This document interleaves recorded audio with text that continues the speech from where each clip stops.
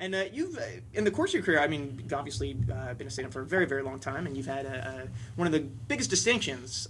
You have been on the David Letterman program 746 times. A lot of times, not quite that yes, many but times. you are the record holder. Is that correct? I don't know if that's true. You don't know if that's true? I've heard people say that, but I can't really say for sure that that's true. I mean, because I don't it goes know like if David anyone, Letterman and Paul Schaefer, and then you. I've been on 34 times. I'm sure that there's people who've been on more than that. Right. I'm sure. For example, Larry Bud Melman, before he right, but died, as a stand-up. But to go on and do stand-up, and also, you know, like someone like Richard Lewis might have been on more times, but he would go on and sit down. Talk, so right. I've gone on and just done stand-up all those times. Yeah. So technically, I mean, when you kind of keep adding qualifications to the record, I think finally, eventually, we can get to a point where I do hold it. Right, right. Mm-hmm.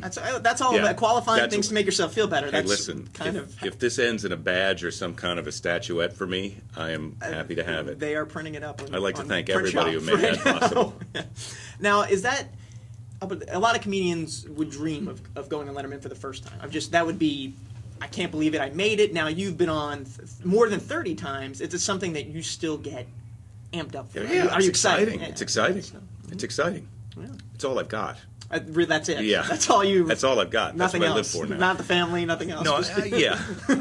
Yeah. It's a very exciting thing for me. That show has kind of meant more than any other one thing. I've done a lot of other you've been on a lot of things, shows and Central, done HBO specials and been in movies, and those have been all great. But the Letterman show has been the most consistent over the longest period of time. Just an awesome experience for me. I would think so, and I think it speaks to one of your biggest skills. I think as a comedian, having watched you in many cases, is that you're very you're prolific, and I don't mean that in the sense that you're just milling out a lot of crap. You turn over quality. It's like a 70 to 30 good to crap ratio, and that's high. I'm running 3 shifts all the time, but it's all quality. Well, that's right. You come to DC very often, and I think one of the things that people keep coming back to your show is because you are constantly addressing new things and evolving your act. Well, you have to. When you only have a few thousand fans, that's you're going to keep coming back. You want to keep milking that cow.